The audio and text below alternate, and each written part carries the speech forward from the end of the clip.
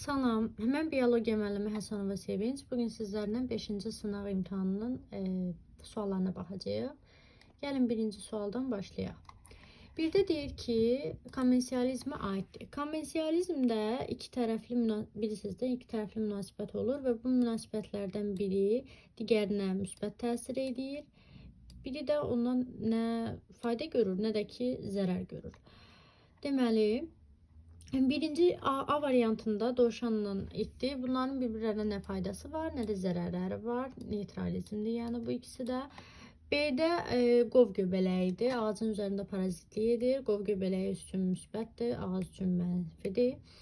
C-də 2 dənə sıçan deməli, eyni taxıl bitkisi ilə qidalanır. Bu rəqabətdir, hər iki tərəf üçün mənfidir. Y-də ayı deməli şikarı tutur. Yırtıcı şikar münasibətidir burada. Hər iki tərəf, bir tərəf üçün müsbətdir, bir tərəf üçün mənfidir. D-də balıqdır. Balığın burasında daha kiçik balıqlar var. Burada şəkildə düzü yaxşı düşməyib. Bu kiçik balıqları mən yapışqan balıqlar adlandırıram. Deməli, yapışqan balıqlar daha böyük balıqların dərisinə yapışırlar və onların qidalandıqları qida qalıqları ilə bəslənirlər. Bu balıqlar vasitəsilə də uzaq yerlərə yayıla bilirlər. Yəni bu yapışqan balıqlar üçün müsbətdir. İri balıqlar üçün isə nə faydası var, nə də zərəri var. Yəni neytraldır. Ona görə cavab olur D variantı. İkinci sual. 2-də deyir ki, sxemdə ekosistemdəki orqanizmlər arasındakı qarşılıqlı əlaqə formaları faydalı, zərərli, neytral münasibət simvolları ilə cüt kombinasiyalar şəklində verilib. Üçüncü qarşılıqlı əlaqə tipinə aid olanları müəyyən edin. Bunu müəyyən eləməliyik. Bir də deyir ki, çiçəkli bitki və kəpənək hər iki tərəf üçün müsbət mütualizmdir. Yəni kəpənək çiçəyi tozlandırır, eyni zamanda ondan da qida maddələri alır. Bu ikinciyə aiddir. Atpıtrağı it. Atpıtrağı toxumları it vasitəsilə ətraf mühitə yayılır. Atpıtrağı üçün müsbətdir, it üçün isə 0 neytraldır. Yəni bu konvensializmdir. Müsbət 0 hardadır deyib 5-ə aiddir. Qoyun keçi rəqabətdə olur. Hər iki tərəf üçün mənfidir. 3-ə aiddir. Şeyçiçəyi həşərat. Şeyçiçəyi həşərat yeyən bitkidir. Həşərat üçün mənfidir. Şeyçiçəyi üçün isə müsbətdir. Hanı mənfi müsbət? Deməli, birinciyə aiddir. Şir pələngi isə bir-biri ilə rəqabətdə olur. Hər iki tərəf üçün mənfidir. Ona görə cavab 3, 5-i götürürük. D variantı. Üçüncü sual. Poliploidlik haqqında hansı ifadə doğru deyil? A-da deyir, süni sürətdə əldə edilə bilər. Həm süni, həm də təbii sürətdə yarana bilər. Düz. C-də deyir ki, xromosom mutasiyasının bir formasıdır. Bu səhvdir. Çünki xromosom mutasiyası yox, genom mutasiyasının bir formasıdır. Biz bilirik ki, genom mutasiyasında xromosomun sayı dəfələrlə arta və yaxud da ki, azala bilər. Dördüncü sual. Nəsil şəcərəsinə əsasən hansı ifadələr doğrudur? Əlamət resesiv olaraq irsən ötürülür. Deməli, əlamət resesiv olaraq irsən ötürülürsə, burada bu birinci, bir də ikinci şəkil böyük ehtimal bu xəstədir. Bunu əvvəlcədən yazmışam, burada qalıb əvvəlkini. Aha, deməli, xəstə göstərilən böyük ehtimal resesiv AA genləridir. Burada da valideyn kiçiyadır. Digər valideyn isə sağlamdır, yaxud da ki, daşıyıcı da deyə bilərik. Yenə Azərbaycan sayığı bir evlilik baş verib, xəstə adamla sağlam adam evlənib. Onlardan doğulan uşaqlar böyüyə, kiçiyə olacaq. Hamısı, bu ikinci nəslin hamısı böyüyə, kiçiyə olacaq. Gəlin indi suallara baxaq. Deyir, birinci nəsildəki 1 və 2-nin nikahından doğulacaq qızların genotiplərinin heterozigot olmağı ehtimalı 100%-dir. Bunu düz deyir. Baxın, böyüyə, kiçiyə. Hamısı böyüyə, kiçiyədir, yəni heterozigotdur. Bunu düz deyir. 2-də deyir ki, ikinci nəsildəki 1 və 2-nin nikahından doğulacaq qızların homozigot olma ehtimalı 2-də 1-dir. İkinci nəsil bu cərgədədir. 1 və 2 də budur. Bunların nikahından doğulacaq qızların, yəni bunların homozigot olma ehtimalı 2-də 1-dir. Deməli, böyüyə, kiçiyə çarpazlaşdıranda 2 dənə böyüyə, kiçiyə olacaq, 1 dənə AA olacaq, 1 dənə də böyüyə olacaq. Deməli burada qızların homozigot. Bu da homozigotdur, bu da homozigotdur. Cəmi 4 dənə forma əmələ gəldi. Bunlardan ikisi homozigotdur, yəni yarısı. Deməli düz deyir. 3-də deyir ki, ikinci nəsildəki 3 və 4-ün nikahından doğulacaq qızların fenotipcə sağlam olma ehtimalı 50%-dir. İkinci nəsil bu cərgədədir. 3 ilə 4-ün, yəni bunların nikahından doğulacaq qızların fenotipcə sağlam olma ehtimalı. Aha, deməli böyük ya, kiçik ya, sağlam olma ehtimalı, sağlam olanda bir dənə böyük yadır. Fenotipcən deyirsə 2 dənə də böyük kiçik olacaq. Kiçik yadır, xəstə də onsuz da. Və bunlar, yəni bu burada aiddir də. 4-dən 3 ehtimal sağlam olacaq. 4-dən 3 ehtimalda 75%, 50% deyil. 75 mi, 73 mü? Yəni 3 səhvdir. Dördüncüdə deyir ki, ikinci nəsildəki 5 və 6-nın nikahından doğulacaq oğlanların həm fenotipcə, həm də genotipcə sağlam doğulma ehtimalı 100%-dir. İkinci nəsildə 5 və 6, yəni bunları nəzərdə tutur. 5 və 6 nikahından doğulacaq oğlanların sağlam olma. Yox, bunlar da böyüyə, kiçiyadır. Yəni burada kiçiyə əmələ gələ bilərdi, yarana bilərdi. Ona görə yəni hamısının sağlam doğulma ehtimalı gördüyünüz kimi yoxdur. Kiçiyə gəldi, düşdüsə xəstə də olacaq. 4-ə çıxdıq. 5-də deyir ki, 3-cü nəsildəki 5-in genotipi həm homozigot, həm də heterozigot ola bilər. 3-cü nəsil buradan davam edir. Buranın 5-i budur. Bunun deyir həm homozigot, həm də heterozigot olma ehtimalı. Hə, bu həm böyüyə ola bilər. Həm də böyüyə kiçiyə ola bilər. Yəni həm homozigot ola bilər, həm də heterozigot ola bilər. Bunu da düz deyir. Cavab 1, 2, 5 D variantı. 5-də deyir ki, genlərin epistaz qarşılıqlı təsiri zamanı 2 diheterozigot ada dovşanının çarpazlaşmasından əmələ gələn dihomozigotların fenotipik parçalanma nisbətini müəyyən edin. Deməli, diheterozigot deyirsə, böyüksə, böyük B ilə işarələyək. Niyə bunu A ilə yazmadım? Böyüyə, böyük B. Deməli, 2 diheterozigot deyir. Birini də işarələyək. Diheterozigot çarpazlaşmasından dihomozigot deyir indi də. Deməli, burada yazaq böyük A, böyük A, kiçik B. Çarpazlaşdıraq. Görək nə olur. Nə deyir ki, burada genlərin epistaz qarşılıqlı təsir zamanı 2 diheterozigot dovşanın, ikisi də diheterozigot dovşanın çarpazlaşmasına əmələ gələn dihomozigotlar. Dihomozigot deyirsə, dihomozigot. Deməli, belə ola bilər. Böyük A, dihomozigot. Yəni, böyük B yenə. Böyük kiçik A, böyük kiçik B. Dihomozigot olsun burada, yaxşı. Bunu bir tərəfə çəkim, görsənsın. Deməli, bunların çarpazlaşmasına əmələ gələn dihomozigotların fenotipik parçalanmasını müəyyən edin. Dihomozigotlar, deməli, dihomozigot. İkisi də, deməli, dihomozigot. Hə, deməli, burada böyük B-dən bir dənədir. Daha doğrusu bundan 2 dənədir. Sonra böyük A, böyük B, kiçik B-dən bir dənədir. Resessiv əlamətli olanlardan da bir dənədir. Ona görə nisbət verir. Bu böyük B, bunlardan 2 dənədir. Deməli, bunu yazım. Deməli, bu ikisindən 2 dənə oldu. Bundan bir dənə oldu. Bundan da bir dənə. Parçalama belə gedir. 1 bölək 2.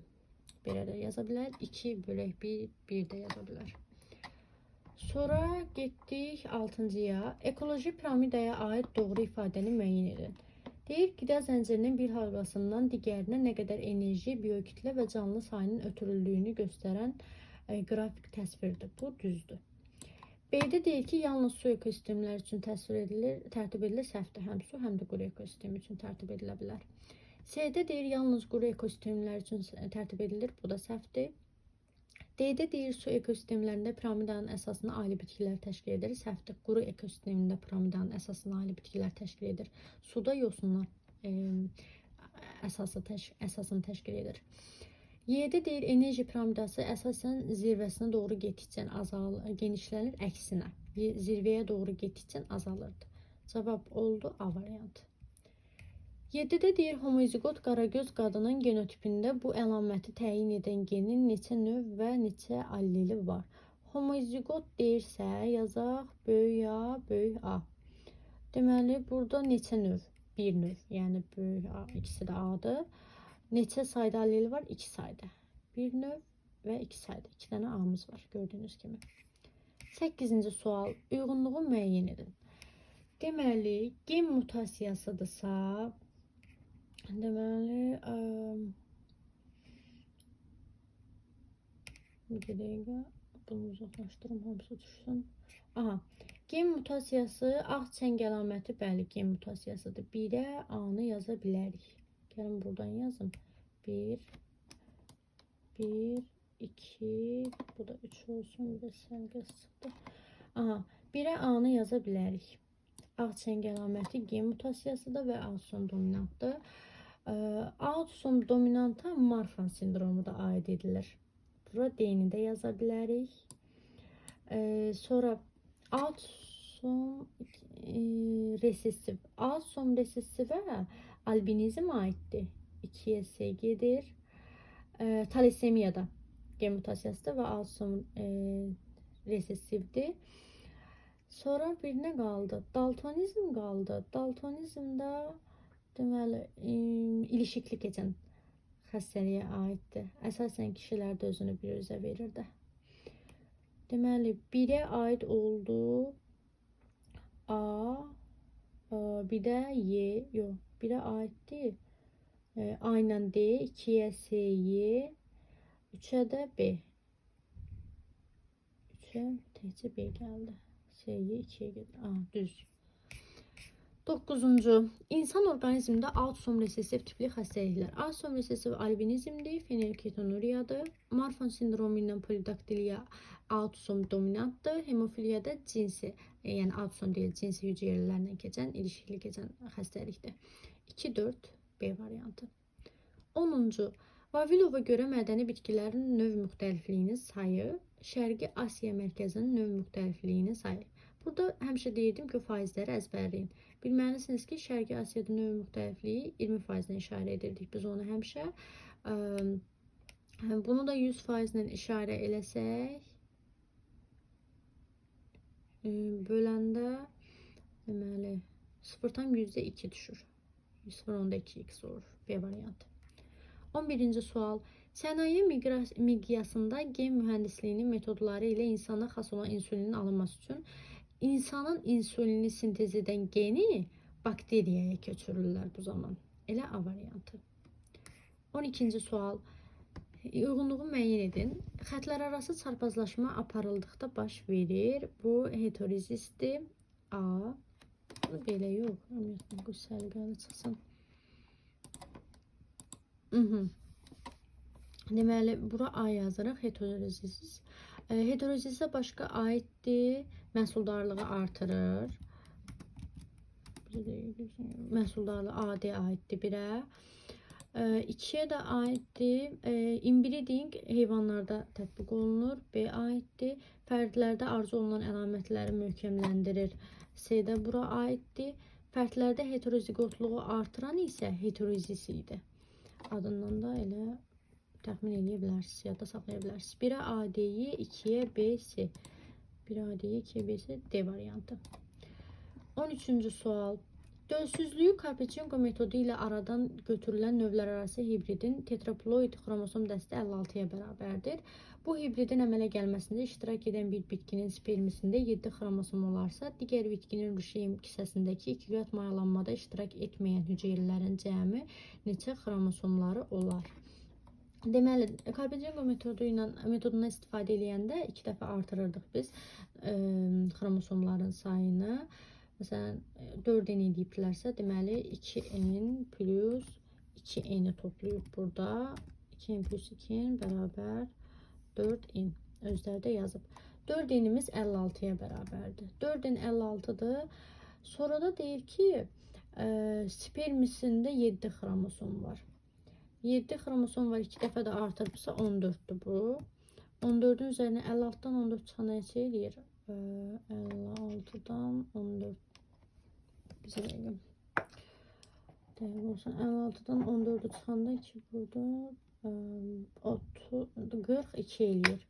Deməli, üstünə də gəlirəm 42-ni bərabər eləməlidir 56, eləmi? 2n'im 42 imiş. 2n'im 42-dirsə, 1n'im neçədir? N bərabərdir 21. Bunu bir tərəfə çəkim. Aydın görsənsın. Aha, 21. Bizdən də soruşur ki, digər bitkinin rüşeym kisəsindəki 2 qat mayalanmada iştirak etməyən hüceyrələrin cəmi. Digər bitki deyəndə burada dişini nəzərdə tutur. Çünki spermin özü dedi ki, 7 xromosom var. 2 qat mayalanmada iştirak eləməyəndə qütblərdə deməli 3 hüceyrə yuxarı qütbdə, 2 hüceyrə isə aşağı qütbdə idi. Çünki aşağıdakı bir dənə hüceyrə sonradan yumurta hüceyræyə çevrilirdi. Yəni 5 dənə hüceyrə 2 qat mayalanmada iştirak eləmir. 5'i də vururam 21'ə, o da bərabər edir 105. Cavab oldu D variantı. 14. Vavilovun irsi dəyişkənliyində homoloji sıralar qanununa görə çəltikdə baş vermiş irsi dəyişkənliyin hansı bitkidə də baş verə biləcəyini proqnozlaşdırmaq olmaz. Vavilovun irsi dəyişkənliyin homoloji sıralar qanununda deyirdi ki, eyni qrupa daxil olan oxşar növlər və cinslər arasında olan irsi dəyişkənliklər də bir-birlərinə bənzəyirlər, yəni oxşar olurlar.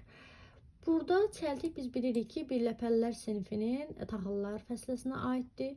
Buğda da, vələmir də, ceyranotu da, qarğıdalı da onunla eyni deməli sinifə və fəsləyə aiddir, yəni oxşardılar.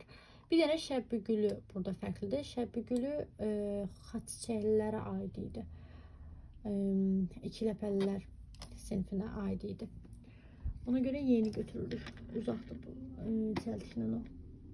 15. Qida zəncirinin birinci halqasında 120.000 kilojol enerji olarsa, onda enerjinin minimal itkisi şəraitində ilanın hüceyrələrinin qurulmasına neçə kilojol enerji sərf olunub?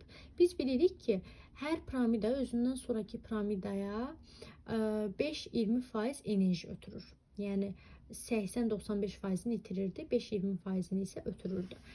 Deyir ki, minimal itki baş verib. Deməli, minimal itki baş veribdirsə, 80%-ni itirib, 20%-ni keçirib. Deməli, burada da, gəlin belə yazım, birinci halqada 120.000 kilojol enerji var. İkinci halqaya 20% keçirsə, 1220%, deməli 24, yanında sıfırları düzək, 24.000 etsin. Üçüncü halqaya keçir, onun da 20%-i olsun, bu da 48, yanına da 2 sıfır qoyaq. Deməli 4800. Üçüncü halqaya keçsin, onun da 20%-i 960. Beşinci halqaya da 960'ın 20% keçəcək. Bizdən ilanı soruşur. İlan 4-cü halqadadır. Ona görə cavabımız eləyir D variantı. Aha, 16'da deyir ki, bitki seleksiyası. Kütləvi seçmə aparılır bitkilərdə. Saf xətlər alınır hər ikisində. Əlamətin möhkəmləndirilməsi məqsədi ilə inbreeding aparılır. Inbreeding heyvanlarda aparılır. 3 bura gedir. Dölsüzlüyü aradan qaldırmaq üçün Carpechingo metodu istifadə olunur bitkilərdə. Fərdi seçmə tətbiq olunur hər ikisində. Deməli, 1'ə 1-4, 2'ə 3, 1-4, aha, hələ ki eyni gedirik, 2, orada da 2 qıraqdakı da 2'ə, deməli 2'ə 3 gedir. 2'ə 3 gedir, 3 də ortada da 2-5 A variantı elədi. 17-ci sual. Müasir atmosfer canlı maddənin hansı funksiyası nəticəsində yaranıb? Qaz yaratmaq funksiyası vasitəsilə. 18. Hansı ifadə doğru deyil? Biosfer əhatə edir. Əhatə edir. Doğru olmayanı seçiriksə, Hidrosferin bütün qatlarını əhatə edir. Litosferin üst qatını əhatə edir. Atmosferin bütün qatlarını əhatə etmir. Atmosferin yuxarı qatında canlılar yaşamır. Çünki orada ultrabenefşer şüaların öldürücü təsiri var. 19. Atmosferin yuxarı sərhədlərinə doğru getdikcə canlının yaşamasını məhdudlaşdıran amil. Bayaq dediyim ultrabenefşer şüaların intensivliyi. Onlar öldürücü qata malikdir. Atmosferin nisbətən aşağı qatında ozon qatı olur. Ozon qatı qoymur ultrabenefşer şüaları yerə gəlib satsın. Öldürücü təsirini zəiflədir. Ona görə ozon qatının aşağıda canlılar yaşaya bilir. Ozon qatının yuxarıda isə ultrabenefşer şüaların təsirinə görə heç bir canlı yaşaya bilmir. 20. Şəkildəki diaqramda hansı işarənin yeri dəyişilməlidir? Bu ensefaloqramadır. Beynin biyocəryanları ölçülür. Birdə deyir ki, sinir sisteminin fəaliyyətində baş verən dəyişikliklər aşkar edir. Düz. 2-də deyir, ürək və onun fəaliyyətində baş verən dəyişikliklər aşkar edir. Bu səhvdir. Bu kardioqrammanın funksiyasıdır. 3-də deyir, baş beynin köndələn kəsikliklərlə təsvirini almaq üçün istifadə edilir. Düz. Belə ensefalogramada xəttlər olur. Yox. Köndələn kəsik yox. Köndələn kəsiklə təsvir olunan ürəyin biyocəryanlarındaydı. Bu səhvdir. Elə səhvi də qoyub. 4-də də deyir ki, beynin biyocəryanları qeydə alınır. Bu düzdür, amma buna minus qoyubdur. Burada deməli 2 ilə 4-ün yeri dəyişilməlidir. Buna plus qoymalıydı, buna minus. Cavab eləyir Y variantı. 21-ci sual. Canlı orqanizmlərin bəzi kimyəvi elementləri ətraf mühitdən özündə toplanması canlı maddənin hansı funksiyasına aiddir? Bu qatılaşma funksiyasıdır. İlk dəfə okean yarandıqda kolloid hissəciklər əmələ gəlibdir. O kolloid hissəciklər amniok kimi ətrafdan digər qida maddəsi deməyək, üzüm maddələri, yəni primitiv polimer birləşmələri və monomerləri özünə birləşdirilmiş. Beləliklə qatılaşırmış. O da min illiklər keçdikdən sonra ilk canlının yaranmasına təkan verib. 22-ci sual. Hüceyrə mühəndisliyi haqqında hansı ifadələr doğrudur? Adı 1-də deyir ki, həm bitki, həm də heyvan hüceyrələrindən istifadə edir. Düz. 2-də deyir, bitkilərdə xromosomların sayının dəyişilməsinə əsaslanır. Bu xromosom mutasiyasıdır, hüceyrə yox. 3-də deyir, bir orqanizmdə olan genin digər orqanizmə köçürülməsi, bu gen mutasiyasıdır. 4-də deyir, cinsi yolla çoxalması mümkün olmayan hibridlərin alınmasını təmin edir. Bu hüceyrə mühəndisliyinə aiddir. 5-də deyir, plazmidlərdən istifadə olunur. Bu genom mutasiyasına aiddir. Bakteriyaların plazmidlərindən istifadə olunur. 1-4 oldu düzgün cavab. Y variantı. 23. Mavi toyuq və mavi xoruzların çarpazlaşdırılmasından 4 qara cücə alınıb. Mavi toyuq, deməli, mavi toyuğu işarələyək. Böyük ya, kiçik ya ilə. Mavi xoruzu da elə. Böyük ya, kiçik ya ilə işarələdim. Bunlardan 4 cücə alınıb. Alınan nəsildə neçə cücənin valideyninin fenotipinə malik olma ehtimalı daha çoxdur. Deməli, bunların çarpazlaşmasından alınacaq 2 dənə böyüyə, kiçiyə, sonra alınacaq, niyə belə olur bilmirəm. Bir dənə böyüyə, bir dənə də kiçiyə alındı. Deyir ki, alınan nəsildə neçə cücənin valideynin fenotipinə malik olması. Valideyndə böyüyə, kiçiyədir, yəni 2 dənə. Amma burada deyir ki, 4 dənə qara cücə alınıb. Qara cücə kiçiyə ilə işarə olunur. Bax, bu kiçiyə qara cücədir. Böyüyə, kiçiyə mavi cücədir. Valideynləri kimidir, yəni. 4 dənə qara cücə alınıb. Normalda valideynin genotipinə bənzəyən, yəni böyüyə, kiçiyə, 2 dənə böyüyə, kiçiyə olanda neçə dənə qara cücə alınırdı? Bir dənə kiçiyə olurdu. Bəs 4 dənə qara cücə alınanda neçə dənə böyüyə, kiçiyə olar? Buradan x-i tapırıq. X bərabərdir 8-ə. Cavab olur 8. Sonra getdik 24-cü suala. 24-də deyir ki, heyvan cinslərinin hansının alınmasında növdaxili saf xətlər alınmış və xətlər arası hibridləşmə aparılmışdır. Növdaxili deyilsə, Kalmik Jersey qaramal cinsi, Bester balıq növlər arası idi, qatır növlər arası idi. Berkshire Askania donuz cinsi növlər arası növ daxilidir. Qaytaq növlər arasıdır. Askania rambulyesi ilə merinos qoyun cinsi isə növ daxilidir. Cavab oldu 1, 4 və 6. Sonra 25-ci sual. Hansı canlılarda cinsiyyətin müəyyən olunması dişi orqanizmdən asılıdır? Dişidirsə, deməli dişi heterozigot olmalıdır dişidən asılı olmaq üçün. Güvələrdə X0 idi. Dişilər, erkəklər isə XX idi. Ona görə güvəni götürürük. Dişilər X0'dir, dişidən asılıdır. Taxtabiti düz qanadlılar yox. Bir də göyərçini götürərik. Çünki göyərçinlərdə dişilər XY idi. Heterozigot idilər. XY idi. Ona görə cavab olur 1 və 4. 26. Mendel monohibrid çarpazlaşdırma zamanı noxud bitkisi üzərində apardığı təcrübələrdən hansı genetik qanun uyğunluqları üzərə çıxara bilməzdi? Dominantlıq hadisəsini çıxardı. Əlamətin parçalanmasını çıxardı. Əlamətin ilişikliyində Mendel yox, Morgan çıxardı. 3'ü götürürük. Qametlərin saflığı hipotezini deməli bunu çıxardı. Əlamətin sərbəst paylanması qanunu çıxardı, amma onun monohibrid çarpazlaşması ilə yox, polihibrid, dihibrid çarpazlaşdırma ilə ortaya çıxarmışdı. Ona görə cavab eləyir 3 və 5. 27-ci sual. Uyğunluğu müəyyən edin. İrsi dəyişkənliklə homoloji sıralar qanunu irəli sürmüşdür. Bunu Vavilov irəli sürüb, ona görə A-nı heç birinə aid eləmirik. B-də deyil ki, bitki seleksiyasında dölsüzlüyü aradan qaldırmaq üçün poliploidlikdən istifadə edib. Bu Karpetyan kodu 2'ye S-ni yazıram. D-də deyil ki, hibrid fərddə dominantlığı idarə etmək üçün mentor metoddan istifadə olunub. Bu əlamətlərin tərbiyələndirilməsi, bu aid idi.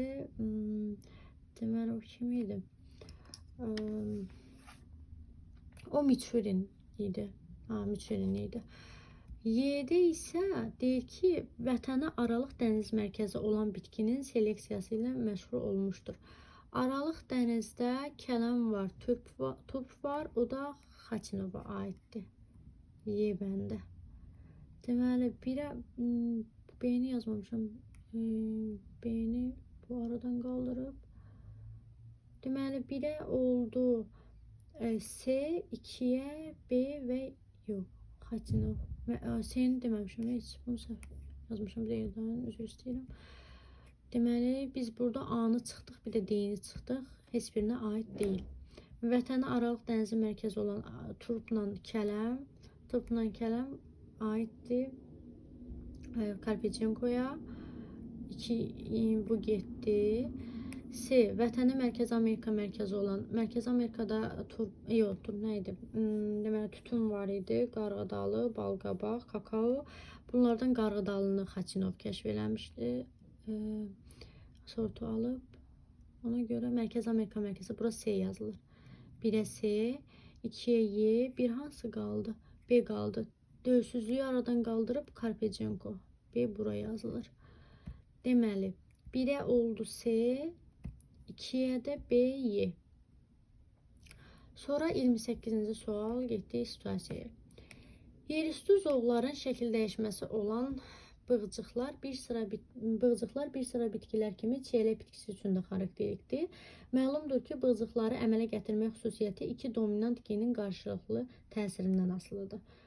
Deyir ki, hansı genotipli bitkilərin bığcıq əmələ gətirdiyini söyləmək olar. Burada özü deyir ki, 2 dənə dominant gen olmalıdır bığcığın əmələ gəlməsi üçün. 2 dənə dominant birdə var.